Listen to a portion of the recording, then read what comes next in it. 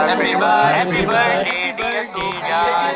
सुफियान, अरे लो सुफियान, तुम्हारे चाचू भी आ गए जो कभी किसी के बर्थडे में नहीं जाते। जी चाचू, आप मेरे और किसी की भी बर्थडे पर क्यों नहीं जाते? क्योंकि बेटा हमें बर्थडे नहीं मनाना चाहिए। अरे मियाँ कैसी बात कर रहे हो? आजकल तो सभी मनाते हैं बर्थडे, मॉडर्न जमाना है। भाई हमें जमाने नहीं, इस्लाम के हिसाब से चलना है और आपको ये मालूम होना चाहिए कि इस्लाम में बर्थडे मनाना जायज नहीं है। चलो हमें नहीं पता तो तुम ही बता दो क्यों जायज नहीं है। दरअसल एक मुशरिक कौम थी जिनका नाम पैगन्स था और जब उनकी ठंड ज्यादा हुआ करती थी तो वो अपनी गॉडेस को खुश करने के लिए केक्स बनाया करते थे। फिर उन केक्स पर वो अपने एज के नंबर के कैंडल्स लगाकर और उन्हें बुझाकर केक काटा करते थे। तो मेरे अजीजों, यहाँ से हमें ये मालूम होता है कि बर्थडे सेलिब्रेशन की शुरुआत एक शिर्क से है।